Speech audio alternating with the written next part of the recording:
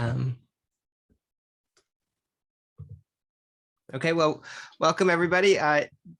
You know who Dr. Welch is, so it's a pleasure for me to welcome her back for the second part of her visit today. At this point, we're going to, her first presentation this morning was billed as more of a research presentation and a presentation of her ongoing work and what she's been thinking about. And this one is builds on that, I understand, but is geared more towards a sort of teaching demonstration. So it might be kind of interactive. We'll see. And if so, please feel free to engage everybody who's here, both faculty and students. Lily's dropped into the chat or will be dropping into the chat our link for any feedback you might have, and we'll, as Lily mentioned right before we started, she'll be popping that in occasionally in case other people join us so that they can also have access to that. With that said, I'm going to go ahead and hand it over to Carrie. So thank you so much for joining us, Carrie. Yeah, thank you. Pleasure to be back. Like Jake said, we're going to kind of deepen into some of the ideas that I introduced more briefly in the last presentation. But we're going to start with a meditation again. So I invite you to go ahead and just close your eyes and notice how that shifts your state of consciousness. You can open and close your eyes a couple times if you want. Just notice any differences in feeling that occur to you as you drop into a closed eye state of being. I'm just starting to follow your breath and maybe let it expand a little bit more than usual. Deeper exhale. Maybe letting out a sigh. Fully presence yourself here. Release any extra energy you might be carrying.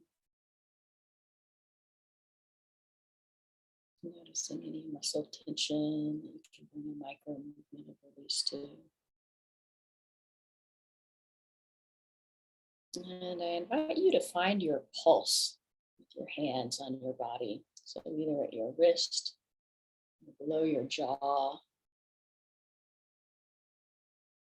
Just feel your heartbeat.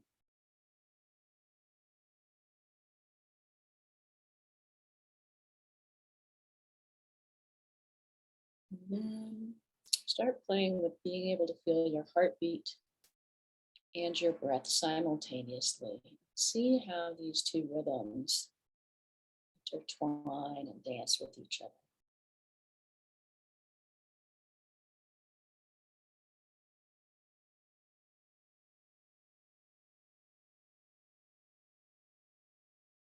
You might notice your heartbeat slows down slightly on the exhale.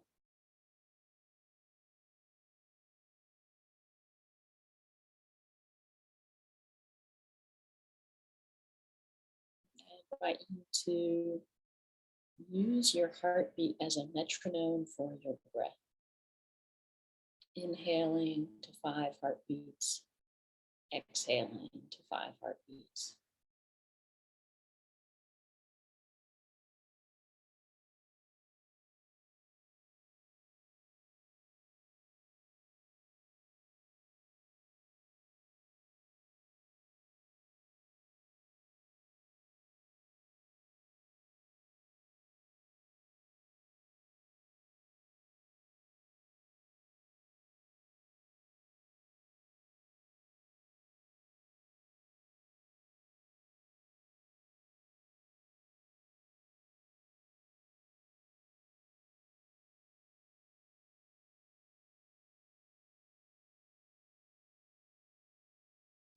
Then I want you to bring to mind and to heart a feeling of love. Keeping your hand on your pulse. Just envisioning a moment when you have felt deep love, cosmos, nature, child, beloved.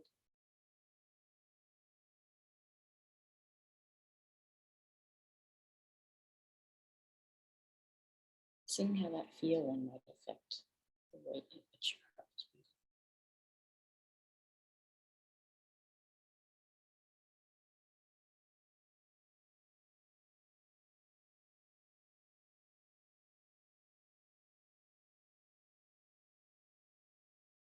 And we'll just take 1 or 2 more breaths here. And then opening your eyes when you're ready.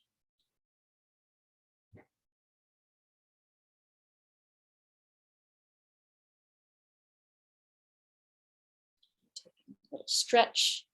That's what your body wants.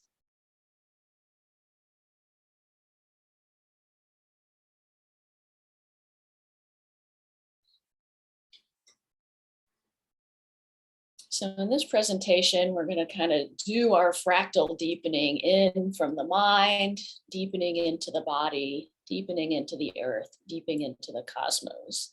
And so we started to entrain 2 frequencies in that meditation, 3 frequencies really. So we were focusing on the breath and the heart. And what follows along with that is our brain frequencies. And so we're going to start with a discussion of brain frequencies as the shortest, fastest frequencies, some of the shortest, fastest frequencies that we measure in the electromagnetic activity of the brain. And we're going to look at how these nest within each other and then nest within the slower frequencies of our body and the frequencies of in the space of our planet, the cosmos. So our EEG brainwave states break down into 5 basic states. Delta brainwave states are the longest, slowest that we experience predominantly during deep sleep or developmentally when we're babies. Babies are predominantly in a delta brainwave state. Theta brainwave states we experience when we're falling asleep in a hypnagogic, hallucinogenic type, not hallucinogenic, hallucinatory state. And hallucinogenic states also. It's characterized by 4 to 7 beats per second or hertz. And so that's a shamanic drumbeat. It is entraining brainwave states to this imaginal plane, to this dreamlike state of awareness. Babies, as they become young children, are layering in this faster frequencies to the longer, slower delta, 1 to 4 beats per second. Baby's brainwave state. Then a small child's brainwave state is layering in that theta, that dreamlike state. And so we can understand imaginary friends and past life memories in this context as a dream state. Children's fluidity between their sense of identity, their boundaries with their parents and their families are not ending at their skin just yet, and they might experience a sibling's experience as their own. So there's this notion of a fuzzier sense of identity that happens in this theta brainwave state also. Time is not linear. There's no time in the delta brainwave state. In deep sleep, we have no experience of time. You wake up and you're like, how long was I out for? In the dream state, we do have experiences of time, but it's very fluid and can go backwards and forwards and say, oh, I didn't really like the way that dream played out. Let's go back and do it again. Then the alpha brainwave state is every time you close your eyes. It's called alpha because it was the first brainwave state to be discovered. So they're labeled by the Greek letters in order of discovery rather than in order of frequency. So alpha was the first one to be discovered because because as soon as a participant who was having their brainwave states measured closed their eyes, there was a noticeable change in the electrical activity. And it was the spike in that alpha range of 7 to 12 beats per second. And then beta is even faster. So that's like when your eyes are open, when you're alert, when you're thinking about a hard problem, then you're in this beta brainwave state of 12 to 25 beats per second, and then there's a gamma brainwave state of over 25 beats per second. And what's interesting about these brainwave states is that they nest into each other really nicely. And I'm looking for my slide, so I'm doing that now. But we'll get to that in a second. So in order to look at how the brainwave states nest together, we look at them in the frequency range. And so here you can see on the screen, frequency is along the bottom of this graph instead of time. So this isn't moving in time at all. It's a snapshot of a brainwave state of a certain duration of time. And then this is the power or the amplitude of those brainwaves, how much intensity is there being carried.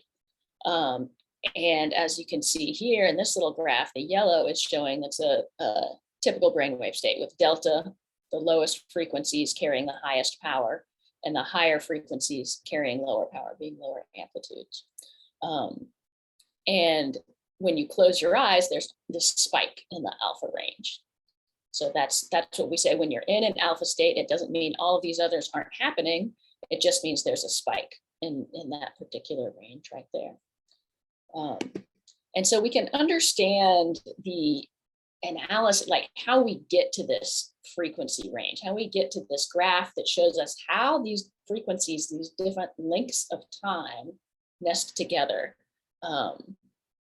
via Fourier transform. And basically what's it's doing, it's taking a rough waveform like this, or like this raw EEG signal right here, and it's breaking it down into its component waves. And so you can think of it as strumming a guitar chord, which is made up of 6 strings, 6 different notes. You hear that all as one sound, but you can also play one string at a time and hear each individual note that makes up that one sound. And so that's what Fourier transform does for us. It takes one sound and breaks it down into its component parts.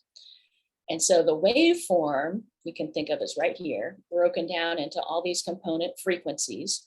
And so the long, slow frequencies and the short, fast frequencies. And the waveform takes place in time. So that horizontal axis is flowing through time. In the frequency domain, we're no longer flowing through time. We've taken a snapshot and we're just looking at the frequencies as different chunks of time or cycles in time. And so in the frequency domain, then we get this nice distribution that can show us which of those chunks of time are getting the most power or amplitude. And so just like a guitar chord would break down into component notes, a raw EEG signal from the brain can be broken down into those different brainwave states and can be displayed on a frequency spectrum like this. And so the frequency spectrum is really good for illustrating power laws because it's showing this relationship across scales. And I do want to go to this. I'm going to skip ahead a little bit here. There's a little lag. This is the one I would like. So this is just to show that there's a basic doubling pattern going on here with how these. So you can find the brainwave states right in here. There's delta, theta, alpha, and beta. And each brainwave state has a range of frequencies to it. So delta is a range of 1 to 4 hertz. If we take a frequency in the middle of the range, we can say 2 hertz is kind of like an average value. Average value for theta is about 4 hertz. Average value for alpha is about 8 hertz. For beta, 16 hertz. And for gamma, 32 hertz. And so there's this very neat pattern of doubling that's happening that carries on over into, if we want to interface it with a musical scale, C0, C1. So these are the note C, and each octave is a doubling of the frequency up into middle C and higher. And so there's actually an overlap between brainwave states and the lowest levels of C that we use musically. And if we go the opposite direction from delta, the delta brainwave state, our heartbeats are about a similar range as this delta brainwave state. I kind of said delta was 2 and the heartbeat I said is 1 hertz. That's about 60 beats per minute. 1 beat per second, 60 beats per minute. could be, even though their range is the same, the resting heart rate is typically around 60. The higher range would be for exercising or something like that. And then I kind of had a blank one there, but for blinks are happening at about 1/4 of a beat per second. Breaths are happening at half of that. And so when we link up the breath and the heartbeat, we're actually engaging the whole system. And this is research done by the HeartMath Institute on heart rate variability. And so when I mentioned when we were doing the inhale, and you might notice your heart rate speeds up a little bit, and your exhale, your heart rate slows down a little bit, that's the measure of heart rate variability. Like, how much does it change? And this is actually a measure of emotional resiliency. It's telling you how quickly your body can go into its parasympathetic rest and digest mode, or if you're maintaining a heightened sympathetic state of arousal, and it's harder for your body to drop into a relaxed state. And so it has fascinating implications of how the pattern, how the relationship between these frequencies relates to our emotional state, to our qualitative sense of these physical systems. And so the HeartMath Institute has found that the 5 breath pattern, so inhale 5 heartbeats, exhale 5 heartbeats, increases heart rate variability. So improves the ability to drop into that parasympathetic mode of rest and digest. But what works better, because people are not so good at maintaining counting for a long period of time, is to bring to heart or mind a feeling of in loveness. And that feeling does the same thing of enhancing that heart rate variability. And people are better at maintaining that for a longer period of time. And so there's something very juicy and exciting that feels good about having these systems aligned in a way that nature wants them to align, or that we see often represented in nature. And so that's going to take me back to this other slide, which is looking at EEG signature here in blue as it's played out on the frequency spectrum. So again, we're seeing the long, slow frequencies have the highest amplitude, and the shorter, faster frequencies have a lower amplitude. And then these colored lines that are marked on here are different examples of power laws. And so the 1/F line, which is just an inverse proportionality to frequency. And so it's between amplitude and frequency. So when the frequency is low, the amplitude is high. When the frequency is high, the amplitude is low. So that's what 1/F noise means. It's also called pink noise. And we also have 1/F squared in the green line and 1/F cubed in the pink line. And so this is just showing different ways that a scale of frequencies across scale can nest together. And they're very similar, there are slight differences. And they're going to show up in different ways. So what the pattern we were looking at right here is with linear axes. And so this is just a 1, 2, 3, 4, 5, 6, 7, 8 measurement on both scales. Whereas if we use logarithmic axes, where we're going 1, 10, 100, 1000, exponential jumps instead of linear jumps, so that we can cover a much broader range of phenomena across a wider range of scales. And if both of these axes are logarithmic axes or exponential axes like that, then we get this straight line signature. So this is the same data with different kinds of axes. And so power laws can show up on linear axes as this kind of signature, that kind of hockey stick signature, or as a straight line on logarithmic or exponential axes. And so here we see the logarithmic version. And so that pink noise, that 1/F, that nice inverse proportionality between amplitude, how intense something is, and how often it occurs. The most intense things occur the least frequently. So you can think about this like craters on the moon. The biggest craters on the moon, there are the fewest of. The most of are the little tiny craters. Okay, and so this is an amplitude and frequency relationship that is a pink noise signature also. So it follows this scaling law here.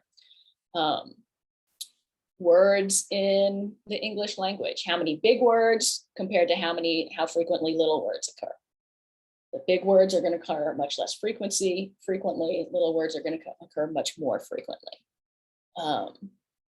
And the fascinating thing about pink noises is also this lovely Goldilocks balance between predictability and surprise that we got to talk about in the last talk a little bit about how play comes into fractals. Because these lower frequencies are kind of setting the baseline for the shorter, faster frequencies to play within, because they have a lower frequency, then they're going to dance around that foundational baseline frequency, boom, boom, boom, which is going to give us a little bit of predictability. But then you add in these shorter, faster frequencies dancing around that baseline frequency, the melodies, and you get this play that happens, this novelty that occurs where we don't know what's going to happen next. And so this is what pink noise does really beautifully, this interplay between predictability and surprise. Whereas white noise, this straight line across here, is more completely random.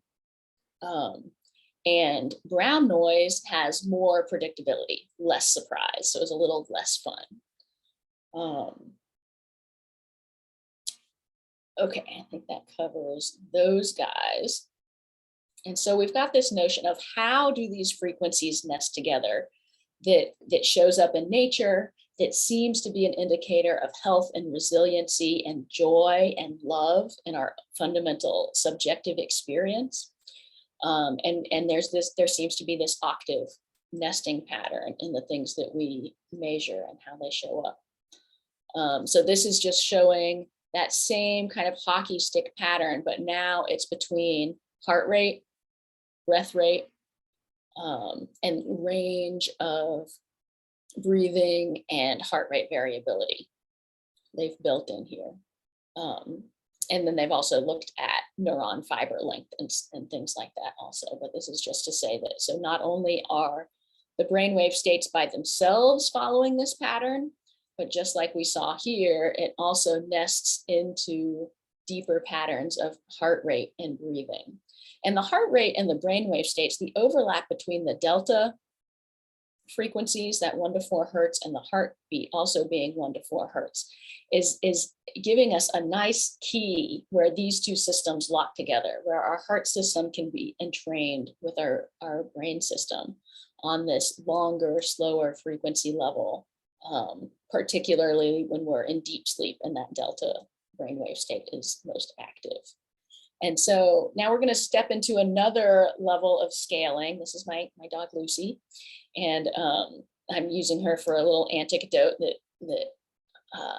was a meme that came around somewhere about a 6-year-old discussing, who his dog had passed away, and he said, well, dogs live shorter lives than humans because if we're here to learn how to love all the time, then they don't have to stay as long because they're just better at it. And so to that I say, if love could be counted in heartbeats, then the kid was onto something, because we all get about the same number of heartbeats per lifetime. There's this scaling law that says metabolism, the rate at which we burn energy, tracks in a very specific mathematical relationship to mass, to size. And so everybody gets about 1.5 billion heartbeats per lifetime. The bigger you are, the more those will stretch out, the longer your life will be. The smaller you are, the faster they occur, and the shorter the life tends to be. And of course, there's some variability, but in general, animals tend to fall along this very neat scaling law. And this is Kleebler's law. That says here along the bottom is body mass, so everything's getting bigger going this way. Metabolic rate is the vertical axis here.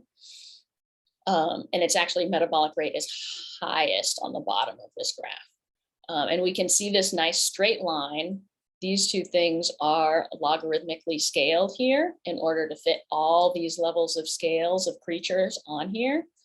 And so the straight line is that indicator of a power law that we've seen that illustrates how are these different scales nesting together. And how they're nesting here. So the pink noise signature has a slope of 1. The slope is also the fractal dimension of the power law. So it's a fractal dimension of 1. Kleebler's law, which we're looking at right here, the slope is 3/4. And so it's a sublinear scaling law, linear being that 1-to-1 correspondence, meaning that there's a measure of efficiency involved. It's still close to 1. It's not quite any of the other noise signatures, but it's slightly below. It's sublinear. And so that there's an economy of scale that happens. There's a measure of efficiency such that, so the whale has roughly 10,000 times more body mass than a mouse, yet only requires 3,000 times more energy than a mouse. And so the larger something is, the less energy per mass is required to keep it going. And we might think, well, why is this a 3/4 scaling law? And one thing that's been put forward, there's no definitive answers here. But there's the idea that what's happening is all of these living beings are existing at a controlled burn, right? They are far from equilibrium dissipative structures. And so we have a body temperature of 98.6 or thereabouts, give or take a degree. And that is our rate of controlled burning. We are a continually burning system. If we are not burning at that temperature, something's going wrong. And it's kind of an indicator of our metabolic rate. So what determines that is we have a certain amount of volume that is producing heat and a certain amount of surface area that is radiating that heat. And so we need to be able to retain the heat, but not too much. We need to be able to radiate the heat also. And so there's the ratio of volume, my 3-dimensional space, to my 2-dimensional surface area. And that ratio is going to determine my heat producing mass to my heat distribution surface area. But this would be a 3-to-2 relationship. A volume, which has width, depth, and height, is a 3-dimensional quantity. A surface area is a 2-dimensional quantity, width and height, and folded all over myself also. So it's moving into that 3rd dimension as a fractal dimension. But we can also look at this, if we're looking at it as metabolic rate per mass, then all of a sudden we have a rate in time also. So we're not just looking at space, but now we're looking at space-time, which has 4 dimensions. And so there's our 4. And our 3 is our mass or our volume. And so if we look at how a fractal dimension of 3/4 moving from space into time is giving us a way to talk about the density of time that a living being takes up, which we can also think about in heartbeats. How fast is your heart beating? How much life do you get to live? Because there are a number of biological quantities. These are allometric scaling laws that scale with the size of an organism. So heart rate is one of them, brain size, respiration rate, lifespan, and metabolic rate. So these images are all from a great blog by Jack Drennan, which is no longer up, but I still have all of his images, which I'm very happy for. And he's taking his research from Jeffrey West, who has some great TED Talks along these lines. And so this is all just to say there's this lovely nesting pattern that nature has arranged across all scales in our brainwave states, and how our brainwave state nests into our heart rate and our breath rate, how our biological beings nest into the larger family of biological life. All these things follow similar patterns, power laws, scaling laws. We can also bring in Jean Gebser's structures of consciousness, which line up really nicely with EEG brainwave states, the archaic structure of consciousness aligning with the delta brainwave state of deep sleep, the magical structure of consciousness aligning with a dreaming theta brainwave state, the mythic structure of consciousness aligning with the alpha, closed eyes, reflective, story-making, meaning-making state of consciousness, the mental structure of consciousness aligning with a beta brainwave state, and the integral structure of consciousness, I argue, is more of a transparency, but that fullness of the frequency spectrum of all of the brainwave states together, more than necessarily a specific alignment with gamma. But it's just a mapping system, so there can be variability in there. But so this takes us into a whole other scale of time, right? So we have the scale of time of an individual day that we live, where we go through all of these EEG states in our sleep-wake cycles. We have the scale of time of developmental, from babyhood to adulthood, where we transition through these EEG structures from delta to theta to alpha to beta. And then when we bring in Gebser, then we have a much larger evolutionary time scale, where we're transitioning through similar structures while still allowing for those structures to be present in the daily life and in the developmental trajectory, creating this rhythmic nesting of scales that we see repeatedly across the universe and the earth and across time. So taking it out to the cosmos, here we have an image of Laniakea, which is our star shed. So just as we have our nervous system and our vascular system are our own internal watersheds, and then we subsist in the watersheds of the earth, which are all fractal branching structures. We're also in the star shed of Laniakea, of this gravitational star shed. And here we can start to talk about that relationship to entropy, that we exist at a controlled burn as far from equilibrium dissipative structures at this 98.6 degrees Fahrenheit. And that is giving us a specific perspective in time, a specific relationship to time, in that this frequency, our temperature, which is a measure of the internal velocity of our particles. That's what temperature is. It's how fast are the particles dancing around inside of you.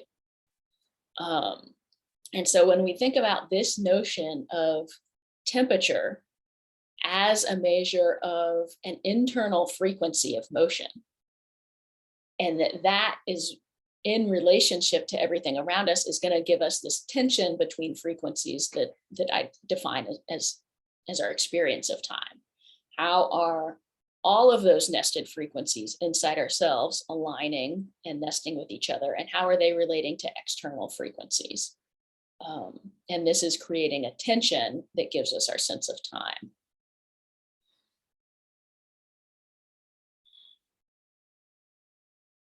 And so with entropy, we also have this idea of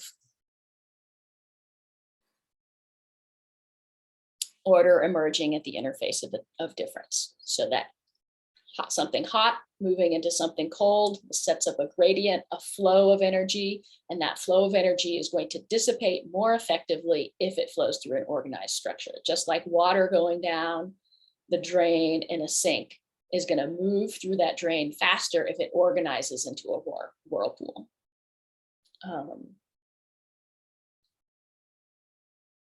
Okay. And so I want to look a little bit more deeply, and I know I'm just supposed to go half an hour and I'm a little bit over, so I won't breeze through a little bit here. But I just want to point out this parallel between fractal dimension and entropy, the similar framework of the definition of fractal dimension and of entropy are both being logarithmic equations, which just say that they're both power laws. But this is where things get interesting over here, where this variable, the n and the p in entropy, the n is the number of copies per level of scale for fractal dimensionality, and for entropy, it's the number of microstates per macro state. And so these are very similar parallels that we can see here. And let's look more specifically at, so defining fractal dimension is the logarithm of n, which is the number of copies, and the logarithm of s, which is the scaling factor. So this pattern right here gets 3 times smaller. That's its scaling factor. So that's the logarithm of 3 right there on the bottom. And it's multiplied into 4 copies of itself. 1, 2, 3, 4. And so there's 4 multiples that are 3 times smaller. And this is how we define the fractal dimension. The log of 4 of the log of 3 gives us that fractal dimension of 1.26. It's not just a straight line. It's crumpled up into a quarter of that second dimensional realm there. And so it's the number of copies per level of scale. And looking back at entropy, we're talking about the number of microstates per macro state. And so if we're looking at a bucket of muddy water, how many different ways can all of those molecules be arranged and it still look like a bucket of muddy water? If it's settled out and the mud's in the bottom and the water's in the top, there are fewer ways that bucket can be, those molecules can be rearranged and still look like the same bucket, because there's an order, there's a separation that's happened. If it's all just mixed together in equilibrium, then it's there are more ways that it can be arranged. This is what entropy is telling us. We're moving towards the more ways things can be, microstates can be arranged per macro state. So that's just some of the interesting little tidbits you can get in comparing these different equations. And power laws also apply to our perception. The Arrhenius equation is particularly interesting because it's reaction rate by temperature. So basically, how fast is a chemical reaction going to occur? It's always going to occur faster in a warmer environment based on this law here. And so that can relate to what is our perception of time. Things are happening faster if we're functioning at a higher controlled burn, or a being is functioning at a higher temperature. Pink noise fits in there also. And this is all just to say that we are just standing in the middle of all of these nested frequencies, and there are beautiful ways that they fit together and ways that we can help bring them into alignment that can cultivate our feelings of health and well-being. And particularly the way to do this is to allow the longer and slower frequencies to have greater amplitude, which in our modern world is not typically how we do things. We're mostly in training to the very fast world of getting things done and checking our emails and going to the next thing and driving somewhere and being on time and da, da, da, da, da. But if we take time to hang out with the trees and the stones and the elders, then we can amplify those longer, slower frequencies, which will help tell our fast frequencies exactly what they're supposed to be doing.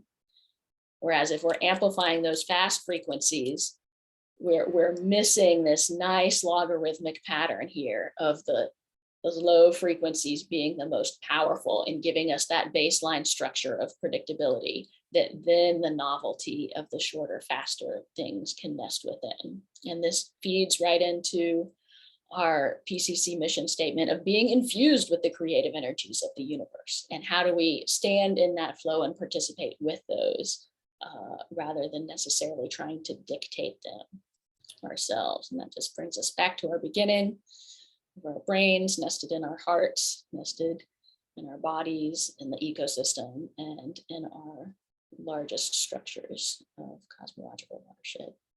Thanks so much for listening.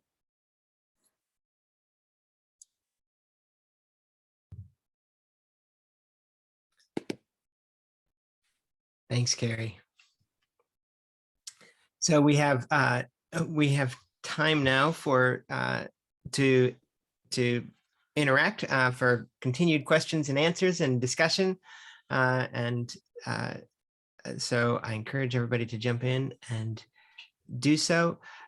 Carrie, I think I'm going to let you moderate this time, and yeah, so I'll leave it there. Just real quickly, Lily has added, for anyone who's joined us since we started, please do fill out the feedback form that you can see in your chat box. I'll now step back and just participate along with everyone else. Great, thanks, Jake. Sean, go for it. Well, thank you, Carrie. I'm wondering if I imagine you know about, and if you do, if you could say something about the Schumann resonance and how it might relate to the scale of frequencies that you introduced us to. That's the first part. Or I don't. Are you aware of the Schumann resonance of Earth? I am, and I'm looking it up right now to try to remember exactly what that yeah, I can't remember what the hertz. I can't remember what the average. I want to say like 8 hertz. Yeah. Okay. Yeah. Is it 8? Okay. It's, well, that's a fundamental. There's a just below 8. There's a 14 and there's a 20, and that's the first order, second order, and third order. Yeah. So I don't know very much about it, but it seems like would be interesting to include in this investigation. So anyway, that was one question, the Schumann resonance. And then I was curious whether you're aware of Persinger's research, a Canadian, I'm trying to remember his first name. Persinger, if you look at Persinger brain. God helmet. Yeah. Yeah, right. And so he's done stuff with both a lot of brain research, but he's an unusual character. But he's also done stuff, I think, relating brain to the Schumann resonance and other interesting work. So just a question, if you're aware of that. Yeah, for sure. So the Schumann resonance would fall in that theta to beta range, really. And so that is very interesting that it's in that more active thinking hertz, you know, because if it's a 8, 14, and 20, 8 is, well, it's a little low. So that's it's really alpha and beta. It's not even theta. And so it's that when we close our eyes, or it's our active thinking state. And so of course that's super rich to consider how that might be influential, right? Because there have been studies also that have shown just how human brainwave states entrain with each other. So 2 people playing a violin duet together, or the same piece together, brainwave states will entrain. A mother and a baby, the entrainment between the heart rates and the EEG brainwave states are both at play there. Because at the same time that babies are layering in higher and higher frequencies in their brainwave state, their heart rate is actually slowing down as they get bigger. And so there's an interesting interplay there too. And so if we think about Gaia as our mother, you know, and that babies, I suspect, learn to layer in these faster and faster frequencies through entrainment with their adult and older siblings who are already in have already layered in faster frequency brainwave states. You know, that perhaps we could speculate that there's an entrainment with the earth that's teaching us in a similar way. So that's a great way to think about it. And Persinger with a God helmet, it's been a long time since I've thought about or looked into his research specifically, but I know it is using magnetic fields in order to influence subjective experience, which is of course a very rich. And I haven't looked into his relationship with Schumann resonance, but I will definitely do that. So thanks for bringing it forward. Well, thanks for your response. And I don't want to take up too much time. Just a quick thing. Do we know what is the Schumann resonance? What is resonating? What is it that causes that, I wonder? Yeah, I mean, it looks like it says it's a resonant of the Earth's atmosphere, but it's also somehow related to like discharges of lightning. And so it's an electromagnetic phenomenon. And so I don't have a really good answer for that off the top of my head, but. Okay, well, thanks. You gave me more than I had. Thank you. Yeah.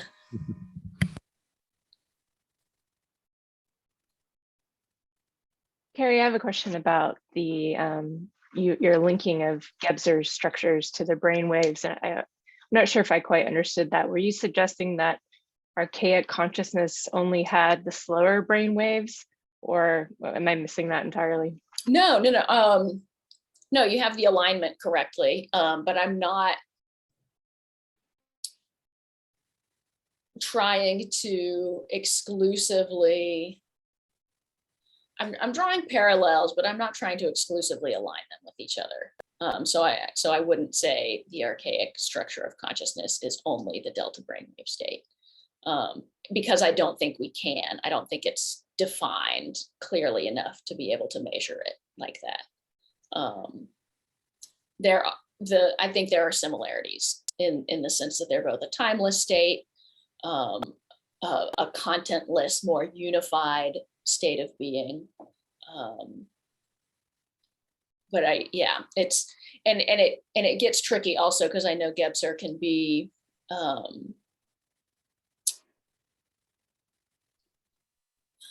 questionably, like people may question, like, oh, well, are you trying to say that indigenous people are in one of these earlier structures of consciousness? And I wouldn't go with that either necessarily. Like, I think everybody always experiences all of these with different emphases. And so just like when we look at the frequency spectrum, we're seeing all of these frequencies happening at once. Even babies are going to have some of the higher frequencies. They're just not going to be quite as loud as they get at an adult state of being. So I think it's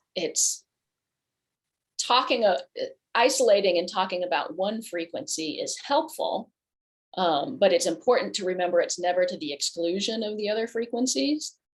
And even I really like the way that Gebser talks about the transparency between his structures of consciousness as kind of the goal of the integral, such that they can dialogue with each other. And I feel like that's the way I try to hold, and it's an interesting, because he uses the word transparency, right? That as we move between the structures, he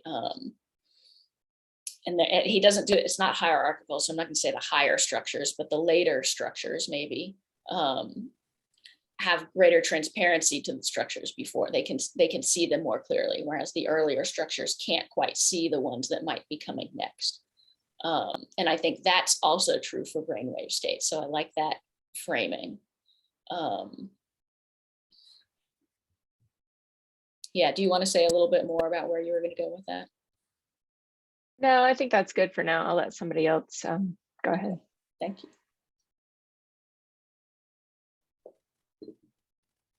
Jake, you've got your hand raised. Yeah, thanks. So I have two questions. One is a sort of simple little riff on what you were just talking about with Carrie, and then the other one goes off a little farther afield. So the first one, just following up on what you were saying, would you say that in trying to think about the correlation between brainwave states and structures of consciousness, would it be, how would you feel about talking about them in terms of structural norms, that those correlations, right? If we're going to correlate, say, the lower brainwave states with say the archaic or something like that, is what you're saying that it's this particular brainwave is more of a norm that one returns to or makes a sort of touch point for cultural and self-understanding in that structure, whereas in our, in late 20th, 21st century hypermodernity, we make much faster, more frenetic brainwave states a sort of norm. Is that what you're pointing to? And I mean, I guess the use of norm for like, I really liked what you were saying about the archaic state and the lower frequencies, like as a fundamental baseline that we all return to. And then the idea of beta brainwave state, this active thinking brainwave state, like I still don't think we can say it's a norm even for modern human beings. I think we like to think it is because we all think we're more conscious than we are. And I think it's a quality of how it's held that differentiates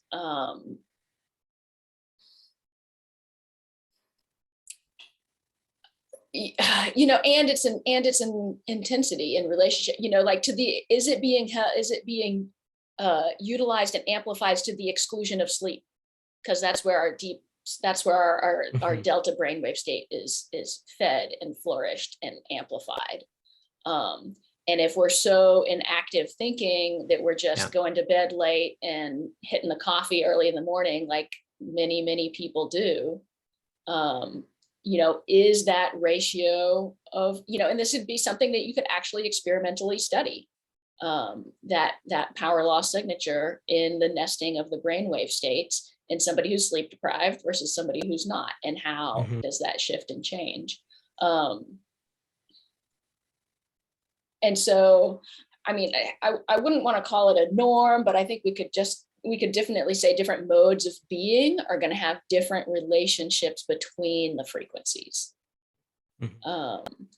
And those relationships between the frequencies might be able to be quantized by their amplitude, their relationship of frequency to amplitude. And so how much power are we giving which frequencies? Yeah, I guess by norm, I meant like, could it be said that in modernity, we act as if alpha were normative, right? Whether it is or not is an empirical question, but we sort of structure ourselves totally and tell ourselves stories that way. And I would say it would be beta rather than alpha. Alpha is the closed eyes, and then beta is the active thinking. Right. But yeah, definitely, and especially like in Gebser's structures of consciousness do this, or Gebser's model does this really well, where he talks about each structure kind of coming into its own by denigrating the previous structures. And so we definitely see that in, you know, religion coming into its own and denigrating superstition. And science coming into its own and denigrating religion, you know, and I'm kind of putting superstition in the magical thinking, and religion and mythical thinking, and science in the mental thinking.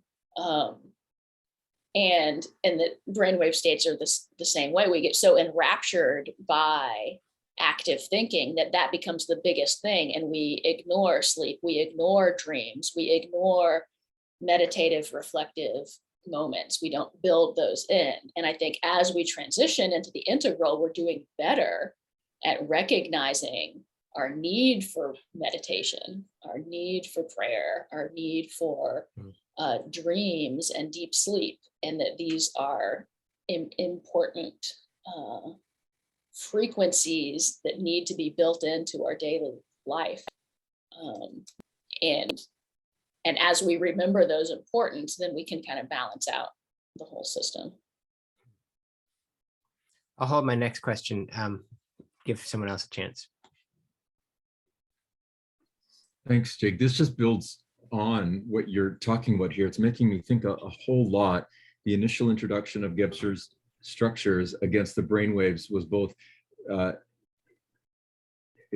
inspiring and a little confusing. So Carrie's question was wonderful to help me get down. And now you two talking about this, what occurred to me, and I'm more testing this thinking as I'm connecting some dots, listening to the conversation, is that in the archaic consciousness, and I don't know this, I'm testing this, the individuals would have had all levels of brainwaves, but they would have prioritized the archaic, or rather the perhaps the archaic you equated to or paralleled with the theta. Is that right? Am I remembering that? Magical and theta, archaic magical with delta. Theta, archaic delta. Okay. Yeah. Right. So that the qualities of the delta adjective in an adjective sense describe the qualities that Gebser might talk about in terms of the archaic. sense of consciousness. And yet the individuals existing at that time still would have had the full, I'm assuming, a full range of brainwaves, but they would have been attuned to prioritizing because of their contextual relationship to the cosmos, which is what Gebser talks about, that oneness of everything.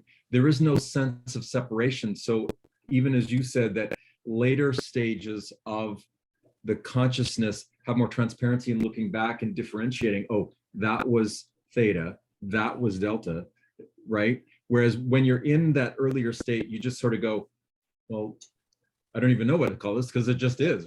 Water, And what water, Mr. It's Fish? it's a unified state. Exactly. There's no Yeah, differentiation. Okay, so yeah, I just wanted to, thinking that my point is that it's the contextual relationship to whatever I'm experiencing as my whole, which is what allows me to either see or not see the state that I'm in, but I'm still going to experience all those brain waves. And yet from that state, I can't describe anything that I can't differentiate because it is just the oneness. So thinking that within that state, there's still the full range, but what's being prioritized, and Jake, you mentioned this, is that we prioritize the, in the current world, we prioritize the beta thinking energy because it's good to be busy, it's good to be fast, it's good to get stuff done. And yet, Carrie, in your presentation, the entrainment and the tying into the longer, slower waves is what will assist and help the beta, which we are prioritizing now, to truly find its harmony amongst all of the others and to be that much more holistically effective and beneficial. Yeah. Okay. Yeah. Thank you.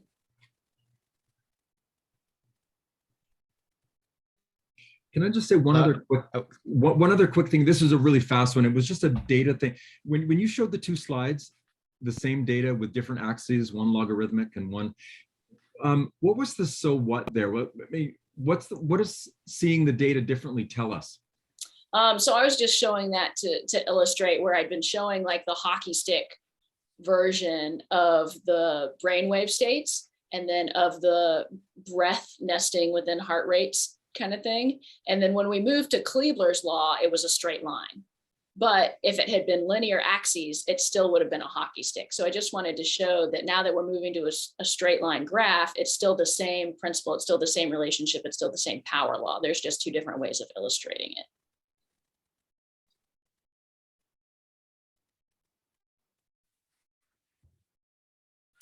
I'll go ahead and jump in. I'm not sure exactly how to formulate this question. It relates to both this morning's and this afternoon's exercises. I guess I'm curious to what extent. Well, I'll try to put it in two different ways. One, to what extent is the use of the mathematical modeling when speaking about areas that are less susceptible to measurement, like grief and love and things of that sort, or qualitative states of consciousness. To what extent is that a metaphor, right? The sort of like the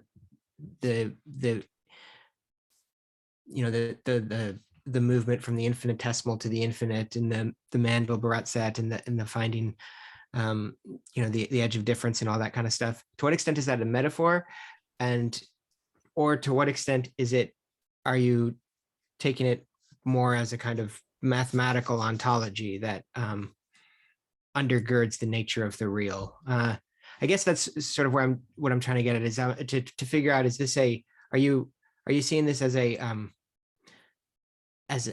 powerful set of beautiful tools to help us make sense of things, or are you looking for a stronger claim that's rooted in that shoots through the nature of the real per se? Yeah, good question. I think so relationship to grief, I would say, is metaphorical. Like I'm not going to try to say, because I was kind of bringing up grief and love as an interface of difference, and using the complexity that can unfurl from the interface of difference, as we see in fractals, as one way to talk about that relationship between difference. And so I'm not gonna, and I could use the Mandelbrot set specifically and say, okay, there's these bounded states and the unbounded states. And, but I'm not gonna say, oh, love is unbounded and joy is bounded. It's like one point is bouncing around within this finite. What is that finite? So the layers of metaphor would have to have a lot of layers to it. Like every variant, like the graphing space, each point, the layers of metaphor would have to be very deep. I would have to define that. What is that space? Is that my internal space? Is that it's the complex plane, so it's real numbers on the horizontal axis and it's imaginary numbers on the vertical axis, which is very ripe with speculation for what that even is. An imaginary number is the square root of -1. And what it does beautifully is create an element of cycling in mathematics that's used in relativity and quantum mechanics and fractals, obviously. So, because every time you multiply by I, you cycle it. So I times I is 1, because it's the square root of -1 times the square root of -1. And then I times 1 is, or am I going the other way? Anyhow, it just takes you in a circle around it every time you multiply I by itself. And so this builds in nicely to frequencies, which can be modeled as cycling of circles. And so that I would say is more metaphorical. I think there is potential for actual correlation between, so experiments I would like to do would be EEGs of people in nature versus in cities. And some of this has been done, but I don't know that the fractal signature of those EEGs has been looked at. What is the fractal dimension? What is the slope of that frequency spectrum? How are those frequencies fitting together differently in an environment where these frequencies are prioritized versus an environment when these frequencies are prioritized? And I think that could be measurable. And so I'm very interested in, delving more into that and seeing what comes up. But don't have the resources to really do it. The nature fix, Elizabeth Allison. Yeah, right, good. Extended brain, cool. Yeah, because I know there's tons of research out there. It's just specifically what I'm looking for is like that fractal, the fractal dimension and how the frequencies are fitting together, that I think there could be some really interesting research done. David Glidden here at the University of Texas is an astrophysicist turned psychologist. And so he uses the lens of pink noise to look at psychological phenomena, and has found that it's actually a memory signature. So like when he's having people do something over and over and over again and they get better at the task, often researchers will subtract out white noise or pink noise, but he found that pink noise that would often be subtracted out is actually the memory signature of somebody getting better at a task. And he also correlates it with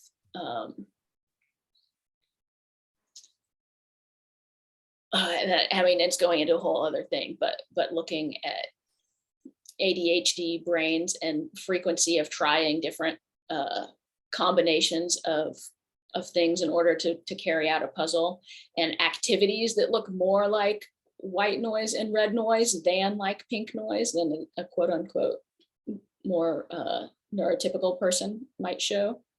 And so there's lots of potential applications for actually measuring how these things show up and interface with real behaviors and real subjective experience.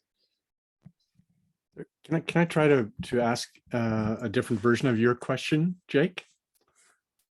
I'm asking, I guess, both Jake, if I can do that, and Carrie, if you would allow me to do that. Let me.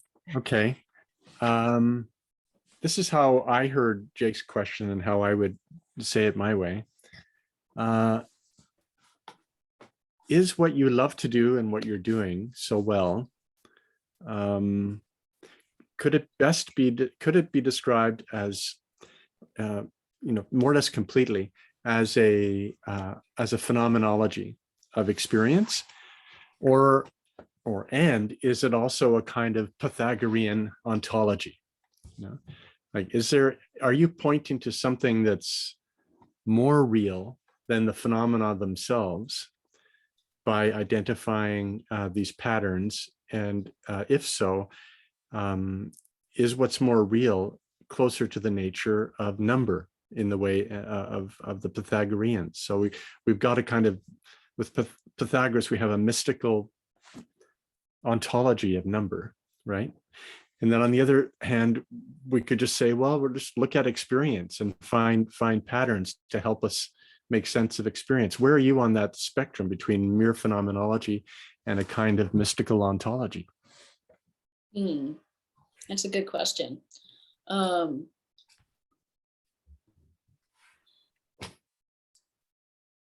mean, obviously it's all rooted in phenomenology. But to say mere phenomenology it ignores the interconnections between phenomenologies, I think, and the overlap of those individual realities. And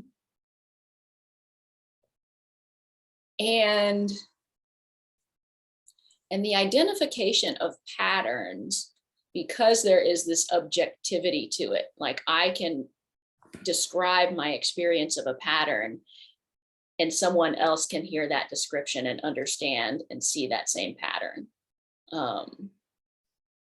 So in that sense, there's an overlap of phenomenologies there where experiences can see each other.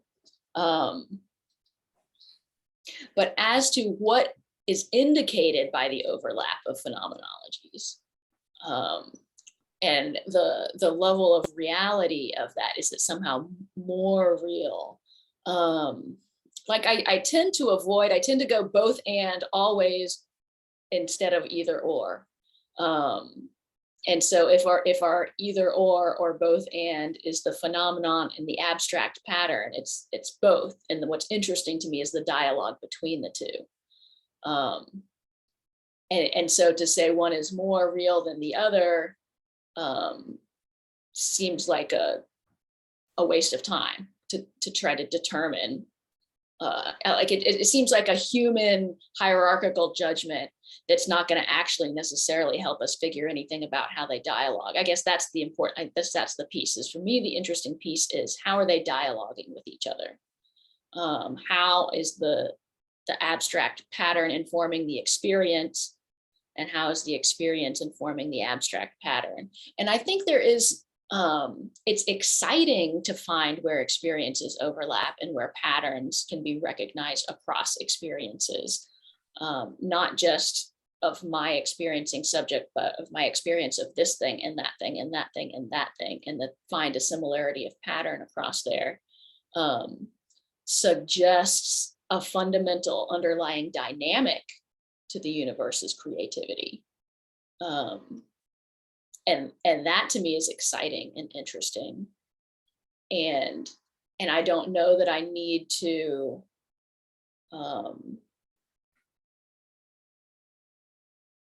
and I guess I think it's participatory. I don't know that it's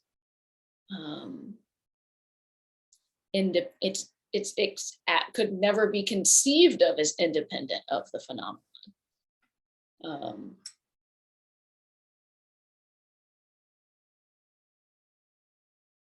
And so as to the reality of that thing, the reality of the reality occurs in the playing out, as opposed to in the pattern that is being played out, if that makes sense. Yeah, I like it. So it's very Hegelian. Yeah. I like it. Cool. You're speaking Sean's love language there. That lets him know he's been heard. No, I love it. That was great. And I see Matt's got some stuff over here in the chat. It strikes me, in light of the questions, an EEG analysis of brain behavior only makes sense, is valuable to us when we're in a beta state. Yeah.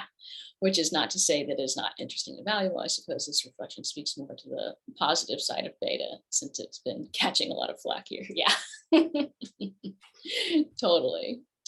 Yeah, right. And it's not interesting to the other states of consciousness because they can't even see it. And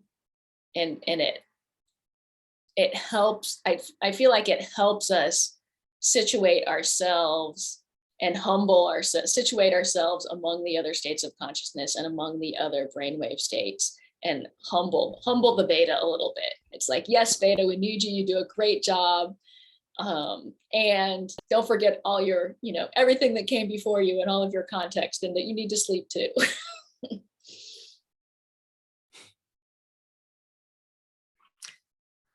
Well, we're just about at time here, and we want to give you 45 minutes to have a little bit of a rest before you meet with the committee. Does anyone else want to jump in before we wrap up here? No? Okay, then I'm going to say thank you, Carrie, for another rich hour and however long we had scheduled. It was a treat. I learned a lot of new things myself, and enjoyed thinking along with everybody today. This was really rich and fun. So thank you. Me too. Thank you all for being here and bringing your minds to the conversation. I appreciate it. Thank you, Carrie. All right. You See have you all soon. a well-deserved break. Gary, thanks all.